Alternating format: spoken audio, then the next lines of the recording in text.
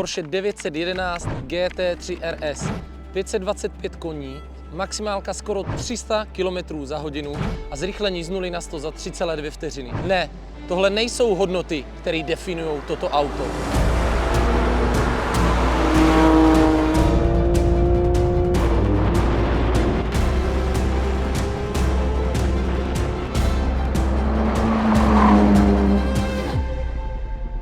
Vítám tě u nového videa, já jsem Peťa, drž volant a mám tady s sebou skvost a technologický zázrak na kolech Porsche 911 GT3 RS generace 992, to znamená nejnovější GT3 RS, který vůbec je. Děkuju hlavně za půjčení a za svěření důvěry klukům Radkovi a Kubovi.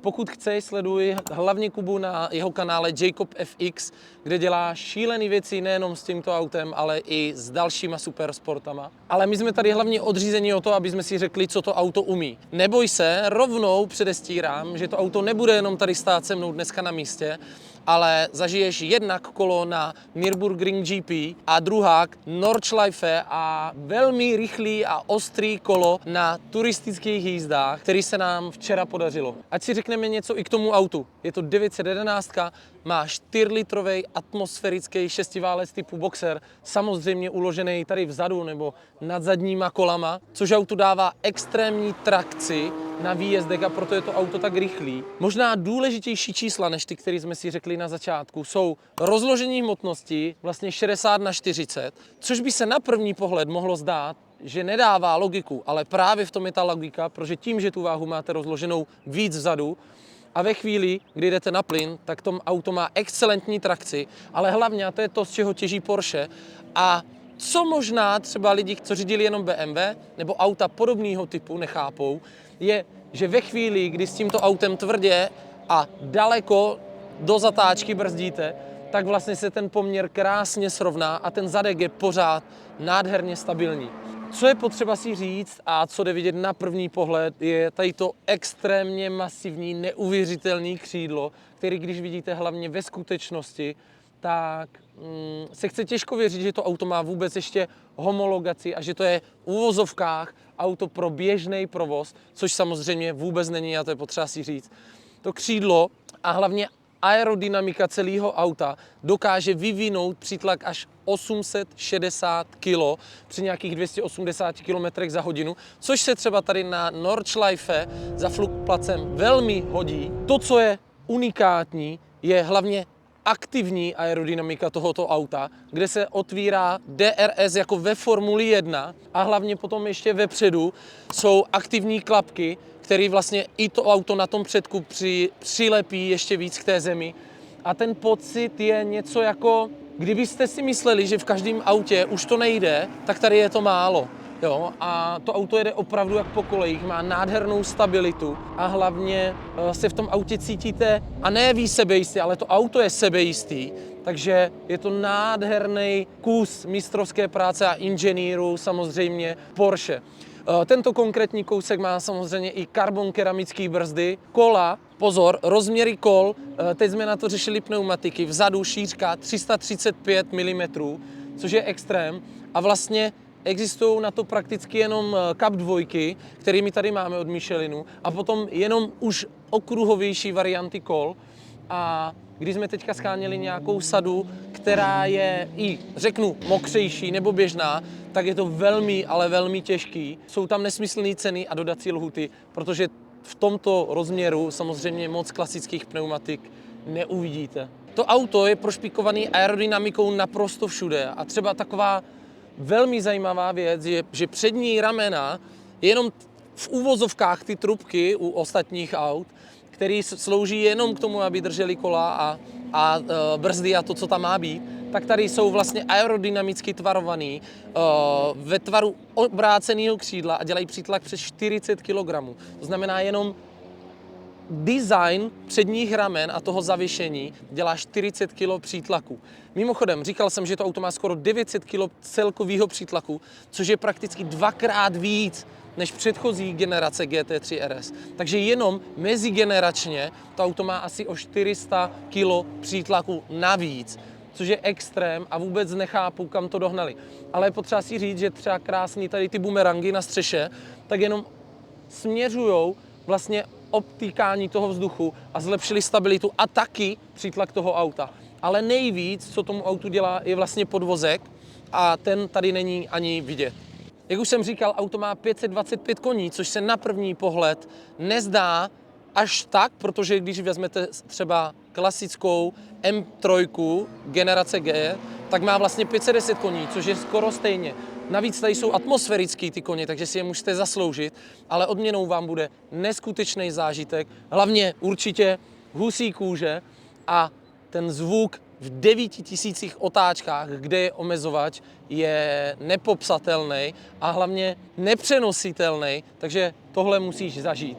Samozřejmě auto má vevnitř i rám, aby to bylo všechno tuhý, pevný, karbonový, skořepinový sedačky s 6bodovýma pásama. Asi cokoliv, co si my můžeme vůbec přát, zdát a za mě je to vlastně vyloženě závodní auto na SPZ-kách a jednoznačným potvrzením toho je i čas, který jsme zajeli třeba v Mostě. Marta z Miller alias Muldix s tím autem dokonce zajel rekord na mosteckém okruhu, takže první auto, který se v historii na mosteckém okruhu s SPZ-kama dostalo pod minutu 40 a na Nordschleife je to auto schopný Bridge to Gantry jezdit pod 7 minut a i sám Míša Chraudím, se kterým se viděl Kuba včera, říkal, že pokud chcete vyloženě jenom nejrychlejší a nejlepší auto na Nordschleife, je to právě tohle. Pojďme si říct ale i něco k tomu, co je u tohoto auta vlastně použito taky poprvé a je to neskutečný. A já jsem ještě neměl ani sám čas do toho trošku víc proniknout, pohrát si s tím, protože na to potřebujete opravdu trošku víc prostoru, času a klidu. A to je nastavení a vlastně poprvé se tady na volantu nemáte jenom Sport Chrono a jeden budík, který mění jízdní režimy, ale máte tady i nastavení každýho tlumiče zvlášť, odskoku a tvrdosti toho tlumiče, ale každýho zvlášť live i za jízdy a vlastně svornost diferenciálu zadního, takže si můžete live měnit svornost toho diferenciálu, jestli chcete, aby byl víc otevřený, zavřený. To znamená podle toho, jaký jízdní styl máte a možná na jakým okruhu jste, aby vám to pomohlo třeba dosáhnout ještě lepšího času. Tohle všechno ale jsme vůbec ještě nevyzkoušeli, nebo vyzkoušeli, ale samozřejmě chce to s tím autem dlouho zůstat. Já jsem moc rád, že vůbec mám možnost s tímto autem jezdit a tohle auto zažít, předat vám i nějaký třeba postřehy a zkušenosti, protože my tohle auto bereme na úplnej strop, hlavně asi našich možností. To auto ty možnosti má možná ještě o trošku dál a to klidně přiznám. A v tomto roce mám možnost vlastně to auto řídit, jak tady na Nordschleife. Už jsem říkal, že jsme byli v Mostě a určitě to bude i na dalších okruzích. Dej nám vědět do komentu, kde chceš, aby jsme to auto třeba zkusili řídit, nebo jestli chceš natočit třeba ještě něco speciálního k tomu autu, trošku si to prohlídnout ještě víc, nebo si třeba pohrát právě s tím nastavením těch tlumíčů nebo té svornosti a třeba zkusit si vysvětlit, o čem to je a jaký vliv to vlastně na to auto má. A můžeme tohle udělat. Nezapomeň dát taky odběr, like a zvoneček, protože nám to jednak pomůže moc k tomu dostat se zase k tvorbě dalším lidem a víme, že to potom dává smysl a že tě ty videa baví. Děkuju moc za podporu. Jinak z pohledu praktičnosti, tohle je auto, který opravdu už do za mě normálního světa nepatří. Jednak ten diskomfort třeba oproti předchozí generaci, kterou jsme řídili taky, nebo GT3, kterou jsme dokonce měli, je úplně někde jinde. A jak jsem říkal v jednom z videí, který tady jdou vidět třeba z Rumunska, že s GT3 991.2 můžete úplně v klidu vyrazit 1000 km do Rumunska i v těch skořepinových sedačkách a není to žádný problém, tak tady už jsme se s Kubou shodli, že v tom autě vlastně nechceme za normálních okolností moc sedět. Už je to zkrátka moc tvrdý, moc nahypovaný a vy z toho auta cítíte, že to chce jet a že to chce hlavně lámat teda ty rychlostní rekordy, nebo spíš časový rekordy na tratích a být to jednoznačně nejrychlejší auto, kde kdykoliv se objeví cokoliv a jedno, že některé auta mají 800 koní. Teď mimochodem vyšel krásný srovnání, že tady na Nordschleife teďka Ford Mustang GTD vlastně zajel nějaký svůj rekord, který byl vlastně o 2 nebo 3 vteřiny pomalejší než GT3 RS, což by se mohlo zdát, že všichni američtí zastánci už plesají, jak jsou skvělí a jak je to vlastně, jak dohnali to Porsche, ale je to velká mílka, protože ten Mustang má o 300 koní víc než tohle GT3 RS a zároveň stojí vlastně i víc peněz. Srovnávat by bylo reálný ho podle mě jenom z GT2 RS, který se teprve chystá a který bude na základu GT3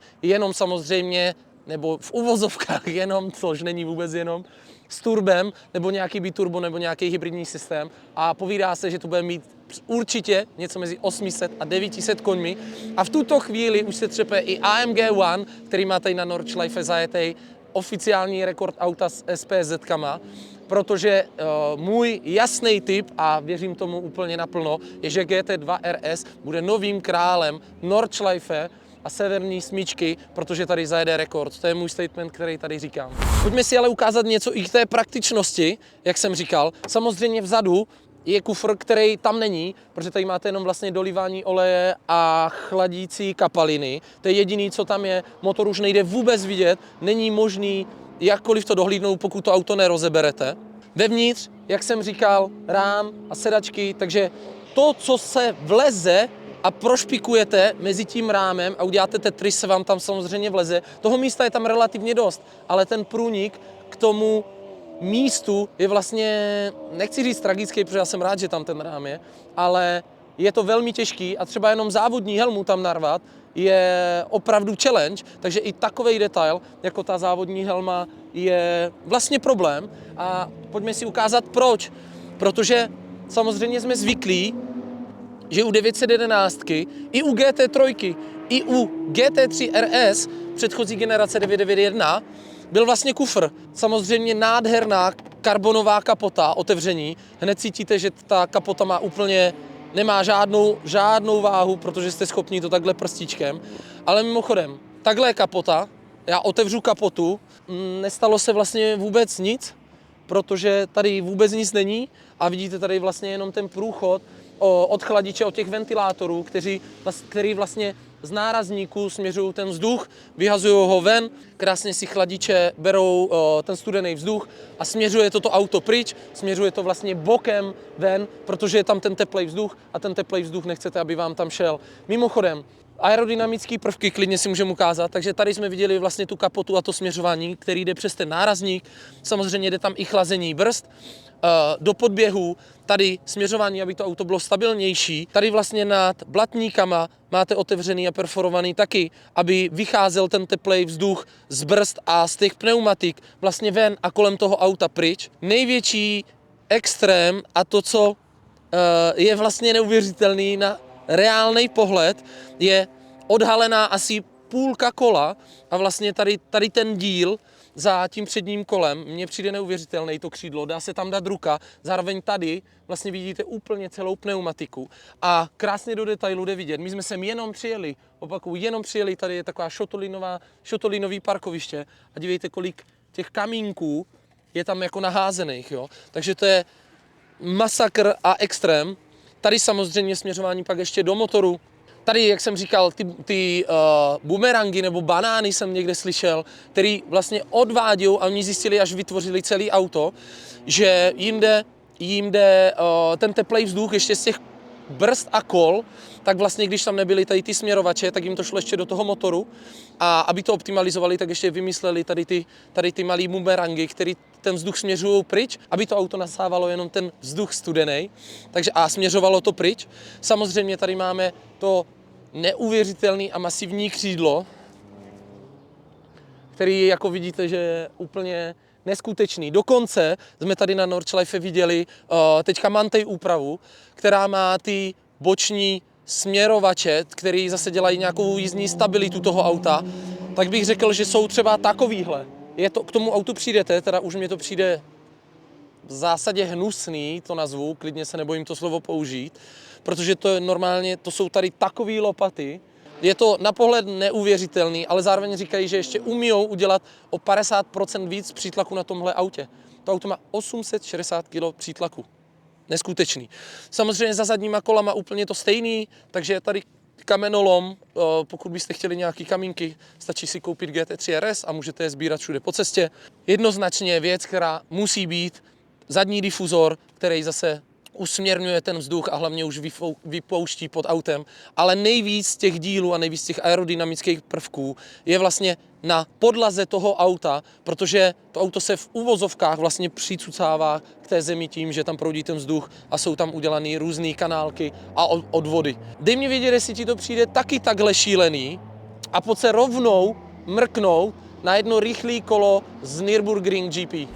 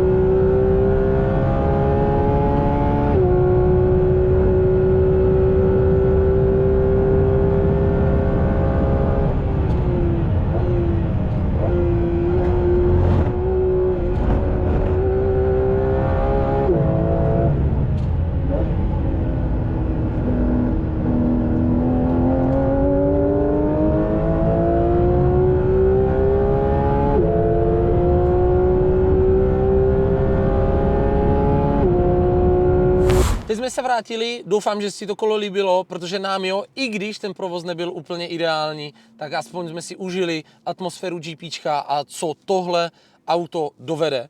Zároveň jsem si teďka do něho sedl a uvědomil jsem si, že jsme si třeba neřekli ještě nic v převodovce. Takže samozřejmě 7stupňová PDK převodovka s pádlama na volantem. Kdo zažil PDK převodovku, ví, že to je nejlepší převodovka, která existuje. Ta odezva té převodovky a to, jak to auto funguje. I v automatickém režimu, podotýkám, toho, jakou responsivitu a reakci to auto má na to sešlápnutí toho plynového pedálu. Říkám, i v normálním automatickém režimu je za mě totálně neuvěřitelný. A jak to tam ty kvality sází a tu rychlost té převodovky, když podřadíte o 2, o 3 kvality, tak tam hned je briskně. Takže to je naprosto fascinující. Jinak k tomu interiéru ještě, vlastně tím, že je to moderní Porsche, tak už tady těch ovládacích prvků není moc, ale ty nejdůležitější tady máte. Samozřejmě lift u tohoto auta, určitě důležitý, když cokoliv přijíždíte, tak zvedat předek, nastavení nějaké tuhosti, tlumičů, výstražky a potom 2 důležité věci. A vlastně to je ESC off a ESC/Traction Control off, což možná bychom si mohli rozebrat někdy víc, protože u Porsche je to trošičku jinak než u standardních aut, protože u Porsche se vypíná ESC, ale zůstane vám fungovat a pracovat trakce, což je přesný opak klasických sportovních aut a je to vlastně přesně to, co se používá u závodních aut. Takže to auto už vás nedrží potom ve smyku, ale už vám jenom pomáhá s tou trakcí. A nebo pak máte úplně full dead zabijácký mod toho, kdy se můžete osprostit, vypnout full trakci a stabilizaci a je to jenom na vás. Já tohle dělat nebudu, ale za to tě vezmu na jedno z nejrychlejších kol, které byly na Tourist Farm vůbec zaznamenaný. Jdem do toho spolu.